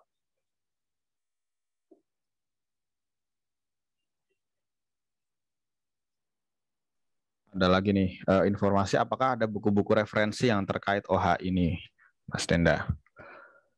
Pak, kalau buku saya nggak ada, tapi nanti mungkin saya akan share file beberapa jurnal ya, yang bisa membantu pembahasan tadi, mungkin bacaan. Karena memang kalau yang buku tadi ya, ini kan saya buat sendiri nih si flow-nya sama apanya nih, framework-nya, karena dari pengalaman. Karena kalau yang ngomongin OHI sendiri ujungnya cuma yang tadi, yang ini nih. Ini. Ya, kalau Keller Press udah ada ya di grup Telegram kalau teman-teman mau akses ya. Bisa. Ya. Keller Press ada, tapi ngomonginnya ini ya. Ya, ngomongnya framework yang ini nih, yang bawah nih. Bukan ngomongin yang financial check gitu-gitu tuh nggak ada tuh ya. Gitu. Nah, ini pure dari pengalaman saya. Makanya nama di bawah tuh Coach Denda. Ini juga flow. Begitu rekan-rekan, semoga bisa diambil manfaatnya walaupun mungkin ada beberapa yang ini ngomong apa sih gitu ya. Mudah-mudahan bisa diambil lah manfaatnya gitu ya, bisa dimanfaatkan. Kalau ada yang mau tanya-tanya tadi kata Mas Erdo, mau japri terus mau bikin sesi kopdar, small kopdar atau konsultasi sedikit, feel free ya. Kita tidak menerapkan bayaran ya Mas Erdo ya. Enggak sih kalau kita kan sesama ini ya praktisi OD ya, saling membantu. Kita nggak bersaing ya. Karena kita juga kadang suka minta nanya-nanya ya. Saya nanya ke Mas Erdo, saya nanya ke Mas Aldo. Nanti Mas Aldo kan mau sharing juga. Kita bisa saling support dan saling membangun. Thank you. Itu dari saya. Semoga sharing sessionnya bermanfaat. Silakan kita masuk ke fase diskusi. Saya kembalikan ke moderator Mas Erdo. Oke, thank you Mas Denda. Wah, luar biasa nih ya. Kita masuk ke sesi diskusi tanya jawab aja, feel free. Mungkin juga teman-teman kalau ada punya pengalaman tentang OHI boleh kita sharing-sharing ya, kita saling memperkaya pengetahuan dan belajar dari pengalaman satu sama lain. Wah, dari Mas Fihri, thank you Mas Denda, bagus materi penjelasannya gitu ya. Kita belum closing nih. Monggo ya kalau ada yang mau pertanyaan ya, atau kalau ada diskusi atau ada mau sharing boleh. Sedang nanya Mas Erdo. Boleh, monggo. Ya, salam kenal Mas Erdo, Coach Denda, thank you atas sharingnya. Nah, saya sih penasaran mau explore lebih lanjutnya soal tadi kan Mas Denda sempat share juga bahwa pernah ngelakuin juga terus akhirnya dapat kesimpulan bahwa ada beberapa posisi atau beberapa jabatan yang istilahnya apa tadi ya, saya lupa, istilahnya adalah yang nggak dibutuhin lah gitu kan. Nah, saya ini dong mau minta share sedikit soal kayak itu kan tadi kan yang dilihat baru dari rasio finansialnya ya. Kan kalau rasio finansial itu kan hanya general ya, bahwa departemen A rasionya sekian, departemen B rasionya sekian.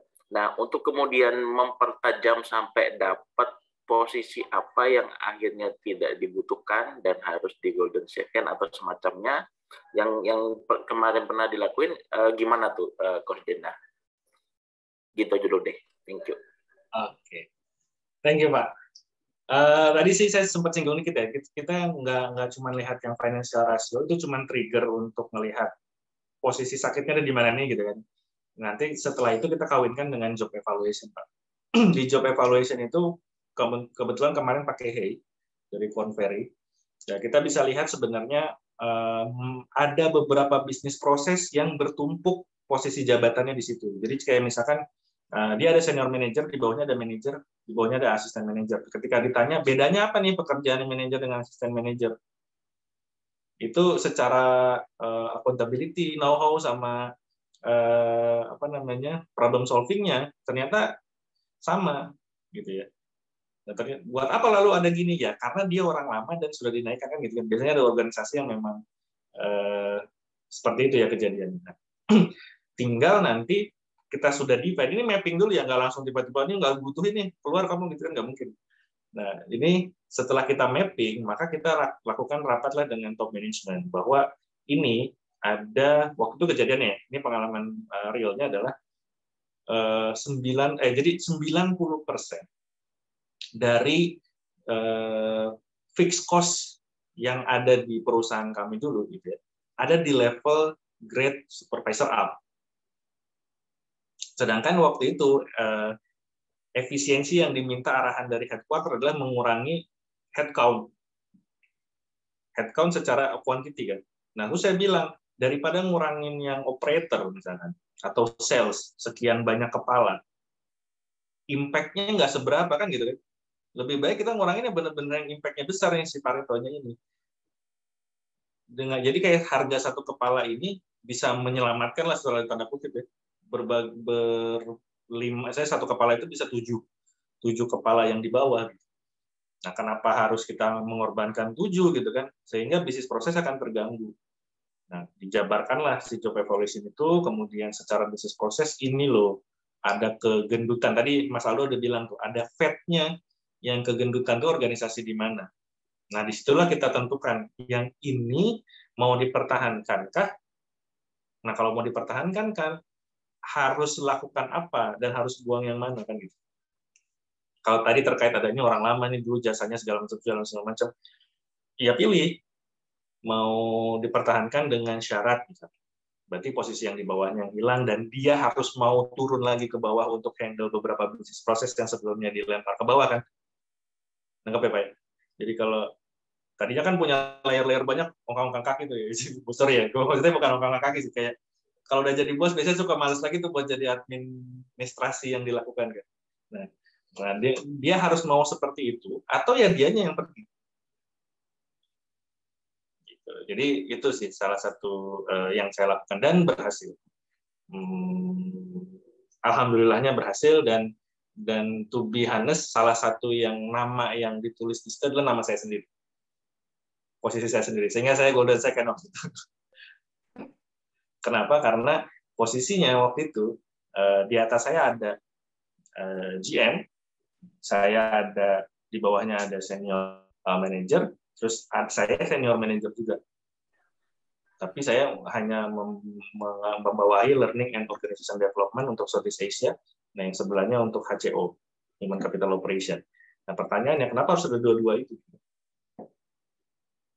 Apakah memang sudah kebutuhannya ke sana organisasinya? Nah, ternyata belum ya. Saya cantumkanlah nama posisi, bukan nama saya, posisi saya sendiri itu hanya dibutuhkan supervisor saja untuk menjalankan.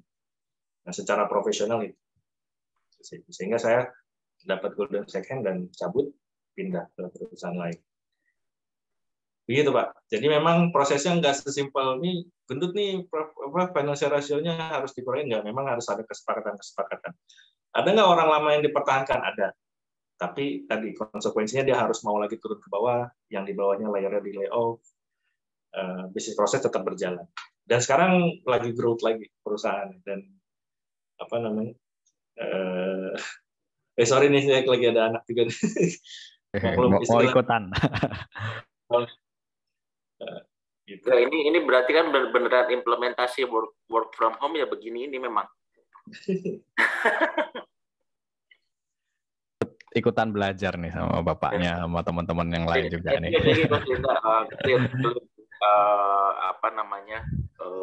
Berarti bisa dibilang ini ya, analisisnya ini, analisis OHI lah katakanlah ini, sebenarnya jadi jalan pembuka atau refer bagian mana yang perlu jadikan fokus analisis lebih lanjut gitu kali ya, bisa dibilang begitu ya kemudian. Yes, Pak. Makanya kita harusnya jadi partnernya mereka sih. Kita ngobrol, kita kasih insight-insight. Oh, nanti diajak ngobrol sama mereka. Kita bisa kasih masukan. Nah, itu yang paling sebenarnya salah satu peranan OD yang paling penting kan jadi tadi yang Mas Edo bilang. Jadi kayak partnernya lah, kayak teman ngobrol. Terus kita masukin sedikit-sedikit kan nggak mungkin ini ya Pak. Saya pernah dibahas juga ya kayak saya punya teori ini harus begini organisasi kan nggak mungkin juga. Kan tadi there is no absolute right way on business. Jadi kita sebagai partner untuk discuss di dalam, nih kita punya approach ini, boleh nggak diliatin? Oh ternyata iya tuh, finansialnya kita lagi bermasalah. Oh masalahnya di mana? Di drop down gini. Oke kalau kita mau ngurangin ini gimana caranya ya? Pak Panji misalkan. Bisa nih dari job evaluation kita bisa lihat ini. Oke, nah ini tapi problemnya gini Pak. Ya ini orang lama, ini begini, ya ini begini, ini begini.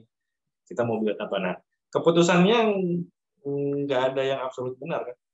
Mana yang efektif aja nanti. Tapi OD udah taking credit di situ dan sudah menjalankan tugas sebagai konsultan. Oke, thank you, Coach Denda. Sama-sama. Semoga menjawab. Oke, thank you juga Pak Panji.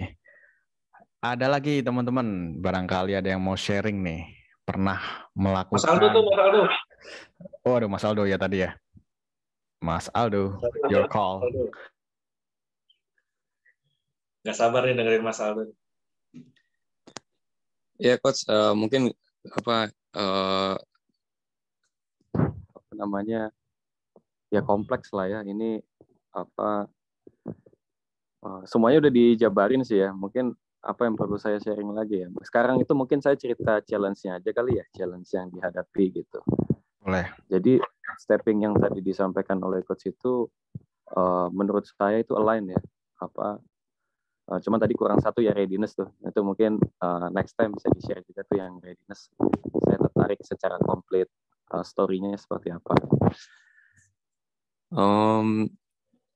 Saya lagi mau mencari ininya sih apa ya, karena kan at the end of the day kita perlu komunikasi ke karyawan gitu ya.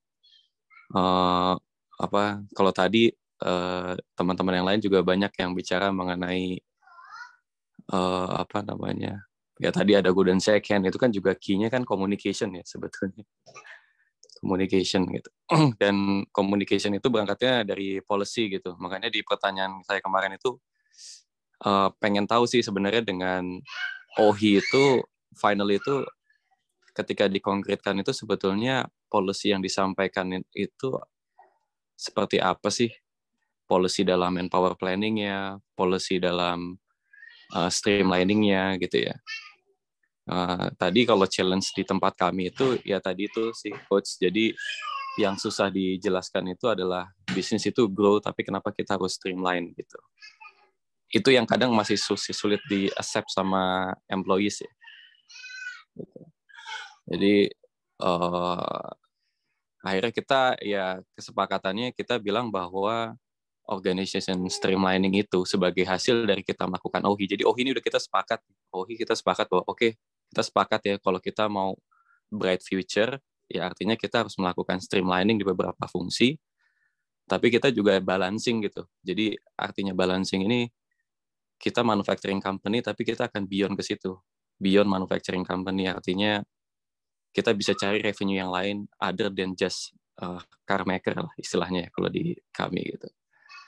Nah, kita mencoba ngasih message-message seperti itu supaya orang itu juga merasa bahwa karir gue akan stop dong nih kalau company melakukan streamlining, pembatasan sana-sini ya. Oh, gue nggak bisa berkembang lagi dong. Sedangkan kalau di Japanese company ya, normally itu kan mereka sangat ini terhadap employees ya, sangat terhadap human lah gitu. Jadi kita prudent banget waktu melakukan komunikasi seperti itu. That's why policy sama communication strategi menjadi lebih penting seakan-akan dibanding teori. Orang nggak mau tahu tuh teori OHI atau apanya, nggak mau tahu tuh dia kayak gitu.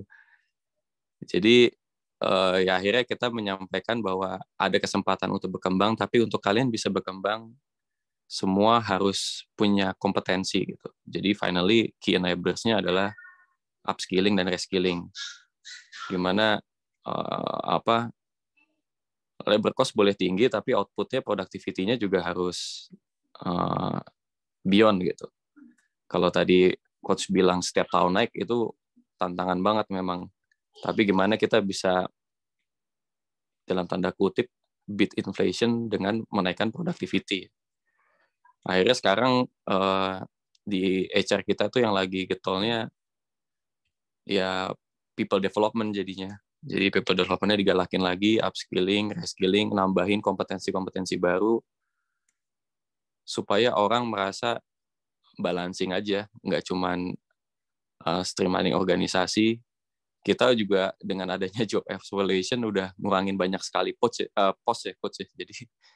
Jadi even kayak dari ujung atas itu kita udah streamlining. Sekarang itu fatnya di tengah-tengah nih.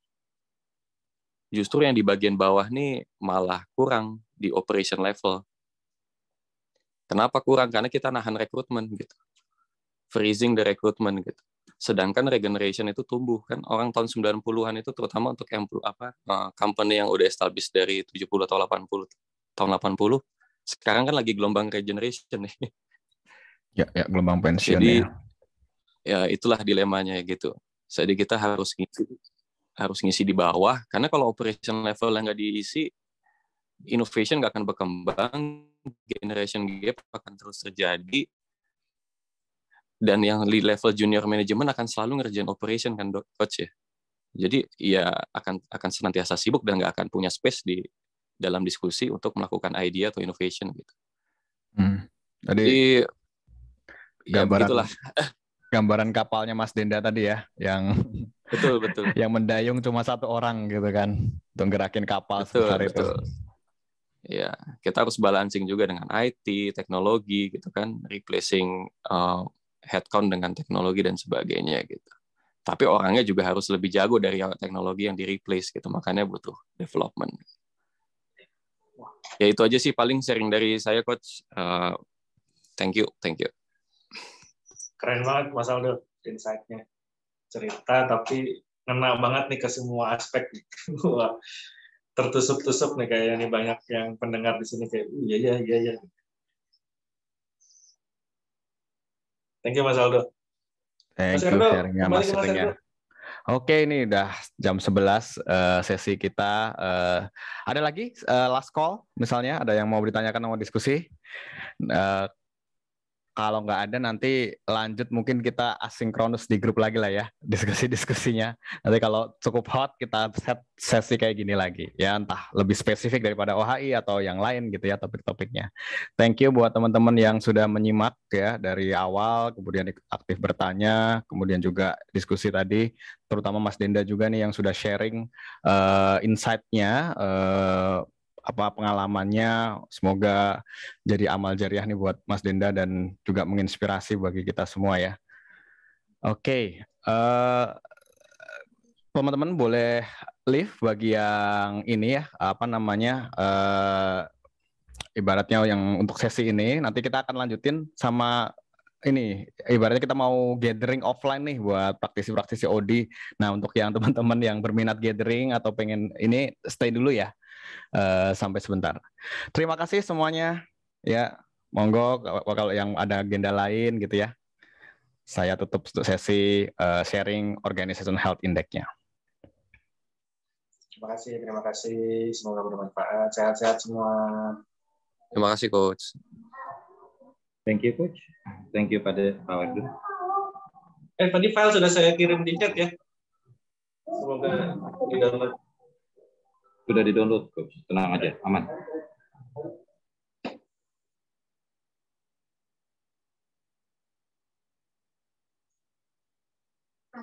Terima. Boleh komentarnya sebelum live nih, buat apresiasi buat Coach Denda yang sudah sharing dan teman-teman yang lain juga yang sudah menambahkan insight gitu ya, ikutan sharing tentang perusahaannya, kondisi organisasinya gitu ya. Wah, testimoninya. Ditunggu nanti di grup ya, pertanyaan maupun sharing-sharingnya juga gitu. Nanti kalau cukup banyak yang berminat, kita bisa set sesi seperti ini lagi. Ya, biasa memang gitu nih dari kemarin-kemarin nih. Oke, ada yang nunggu series webinar gini. Waduh, kalau bikin series nih nanti kita perlu ini nih ngobrol lebih lanjut nih ya. Tapi biasanya kayak gitu sih. Kalau ada topik yang cukup hot, kita bikin live session sinkronus kayak gini ya supaya lebih interaktif. Oke, mungkin nanti kalau mau lebih personal touch kita bisa bahas di gathering offline ya, karena mayoritas teman-teman di sini tuh ketemunya online aja nih ya, karena kita salah satu komunitas yang muncul di fase pandemi nih ya. Jadi mumpung udah agak longgar walaupun tetap kita jaga prokes ya, kita coba ketemu offline. Oke, monggo izin live, semoga bermanfaat ya.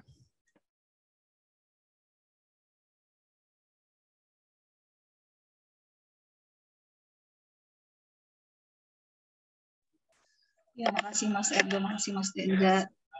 Thank you Mbak Rina. Ya, izin live ya.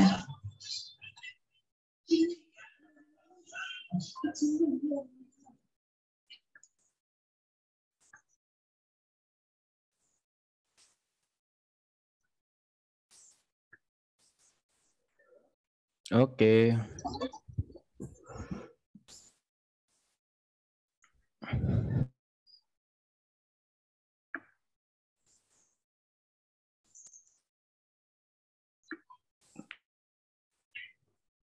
Tadi hampir sampai 100 Mas Denda, kalau nggak salah 98 ya. Sebenarnya nggak usah upgrade, kayaknya masih bisa sih, coba ya jaga-jaga aja. Iya, kemarin kan 183 awalnya. Oh iya. Hanya Siap. kita self manage tim. Swadaya. Mantap. Terima kasih Mas Erdo. Oke, terima kasih sudah stay sampai sini. Oke, terima kasih semuanya. Izin live ya, saya stop. Ya, thank you. Terima kasih semua. Ya, assalamualaikum.